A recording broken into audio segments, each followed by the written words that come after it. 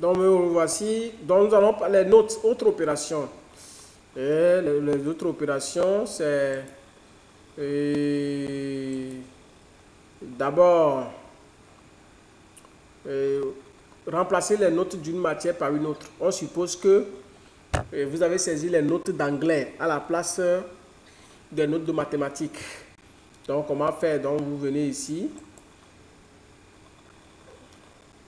Donc, vous prenez le cycle, vous prenez la classe, et vous prenez la période scolaire.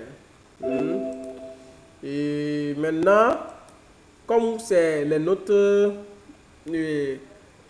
d'anglais, c'est les notes de mathématiques plutôt, c'est les notes de mathématiques que vous avez saisies à la place d'anglais et à la place d'anglais. Donc, vous prenez anglais. Et maintenant, vous choisissez mathématiques, ce qui veut dire que vous voulez maintenant verser les notes d'anglais, c'est-à-dire remplacer les notes d'anglais par mathématiques. Après, maintenant, vous cliquez sur enregistrer pour approuver votre opération. Et changer de période scolaire. Changer de période scolaire. Vous allez utiliser cette option que si vous vous êtes trompé de période scolaire. Il se peut que lorsque vous avez commencé à saisir des notes, par exemple, au lieu de prendre premier trimestre, vous êtes parti prendre premier semestre. Et là, vous êtes obligé de changer. Au lieu de ressaisir les notes, vous allez changer de période scolaire pour la note là. Donc, vous prenez le cycle, vous prenez la classe. J'aime toujours la carte du troisième A, je ne sais pas pourquoi. Vous prenez la période scolaire. Par exemple, si je suppose qu'on s'est trompé, on a pris le premier semestre. Ça, c'est la période scolaire source, c'est-à-dire la période, la mauvaise période, c'est ça. Et maintenant, la nouvelle, premier trimestre, et puis vous cliquez sur valider. Ça va poser une question, vous dites oui, et ce serait fait. Donc, soit vous faites ça pour toute une classe, ou bien vous faites ça pour un apprenant. Vous voyez?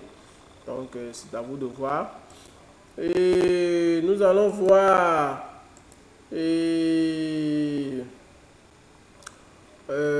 copier les notes d'une période scolaire dans une autre. Ça, c'est simple. Vous voulez copier les notes d'une période scolaire dans une autre. Vraiment, c'est simple. Et ça, c'est situation Covid aussi. Donc, vous voyez, vous prenez le cycle, la classe, la période scolaire. Vous prenez le cycle, la classe, la période scolaire que vous voulez copier. Et vous voulez copier, ça veut dire que vous voulez copier les notes du deuxième trimestre dans le troisième trimestre. Vous validez, vous copiez et puis le tour est joué.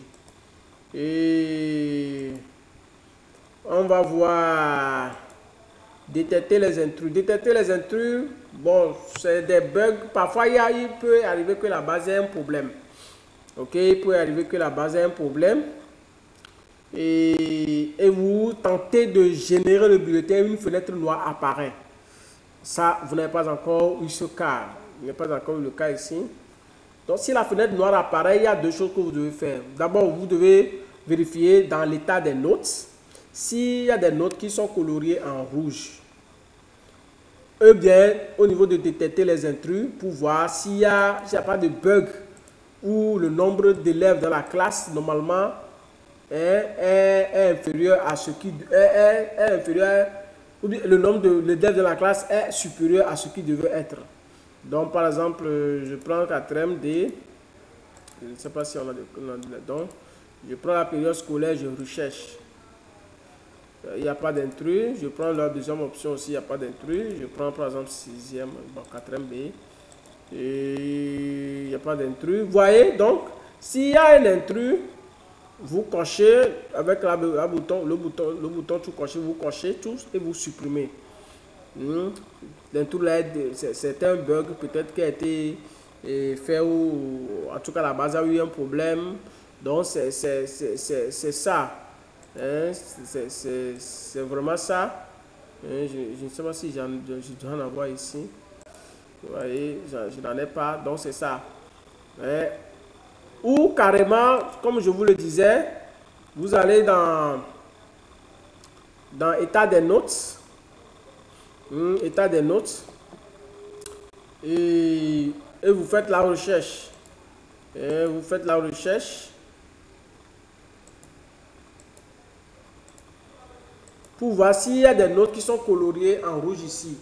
S'il y a des notes qui sont coloriées en rouge, ça veut dire que vous devez faire l'optimisation d'abord et enregistrer une seule note. Avant, vous devez réenregistrer toutes les notes coloriées en rouge. Maintenant, vous enregistrez juste une seule note et vous allez régénérer le bulletin.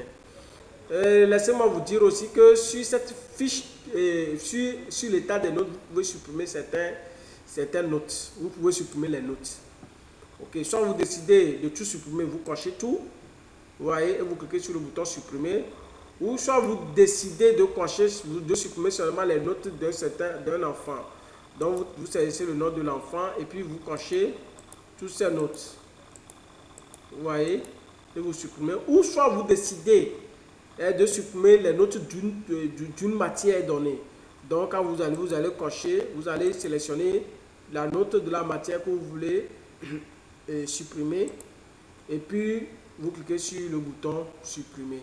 Donc c'est ici vous pouvez supprimer les notes aussi, vous voyez, et vous voyez, vous pouvez, situation Covid, hein, ça c'est, je vais revenir dessus. Maintenant, valider les bulletins. Cette fonction vraiment est très spéciale et très importante. Vous voyez, quand vous finissez de saisir des notes, vous avez fini d'imprimer, les enfants sont partis avec les bulletins. Le premier est parti avec son bulletin, le deuxième est parti, etc., etc. Vous venez ici, vous validez l'impression des bulletins. De telle en sorte que si demain vous mettez à modifier les notes, les rangs ne seront pas changés. Les rangs ne seront pas changés. Donc, il suffit de cocher et de cliquer sur valider pour que toutes ces notes-là, toute l'impression de ces bulletins soit validée. Comme ça, quel que soit le changement que vous allez faire au niveau des notes, les rangs ne seront pas affectés. Vous voyez. Maintenant, si vous voulez enlever un, il suffit de cliquer et de revalider. Vous voyez. Et lui, il redevient normal. Donc, quand vous allez changer les bulletins, les notes de la classe, les rangs peuvent changer. Donc, c'est comme ça. C'est comme ça ici, c'est ça. Et supprimer les notes doublons, supprimer les notes inutiles. Ça, si les notes sont doublées, vous voyez ici, si les notes se sont répétées, vous voyez, si les notes sont répétées, donc vous allez cocher le surplus des notes. Par exemple, on suppose que lors du deuxième trimestre, anglais s'est répété. Anglais s'est répété. Donc d'abord vous allez trier pour avoir beaucoup plus de visibilité. Vous voyez. Donc vous triez pour avoir beaucoup plus de visibilité. Maintenant, vous voyez, s'il y a doublon, vous voyez que vous allez voir que pour l'élève là va se répéter deux fois. Donc vous cochez le surplus. Vous cochez le surplus, c'est-à-dire le deuxième, et puis vous supprimez. Donc s'il y en a beaucoup, vous cochez tout et puis vous supprimez d'un seul coup. Et supprimer les notes inutiles. Je sais pas. Cette fonction va vous aider à supprimer les notes sans les matières. Vous voyez, il y a souvent, on me dit, il y a des notes, il n'y a pas de matière devant. Il n'y a pas de matière devant. Donc, c'est des cas qui arrivent très, très rarement. Il n'y a pas de matière devant, on ne voit rien. Et donc, supprimer les notes inutiles. Ouais, donc, vous supprimez, donc l'application va aller supprimer toutes ces notes, donc les matières, les notes qui ne possèdent pas de matière. C'est des erreurs, des bugs qui arrivent très rarement, donc si elles sont corrigées. Et je pense que verrouiller les notes. Ah, ok, c'est une très très belle fonction ici. C'est-à-dire que quoi, si vous travaillez en réseau et que les professeurs saisissent les notes, leurs notes eux aussi, dès qu'un professeur finit de saisir les notes, vous pouvez décider de verrouiller. Vous pouvez décider de verrouiller la note saisie par le professeur. Comme ça, le professeur ne puisse pas passer derrière l'administration pour venir modifier. Ok, pour venir modifier. Donc, lorsque la note est verrouillée, c'est fini. Il ne peut pas modifier. C'est celui qui dispose des droits pour modifier les notes verrouillées, bien validées, qui peut le faire. Donc, vous voyez, donc, si vous voulez, vous cochez et puis vous validez pour verrouiller. Ok, donc c'est ça. Donc, le professeur ne pourra plus venir modifier à l'insu de l'administration. Je pense qu'au niveau des notes, on a parcouru. Et on a tout parcouru.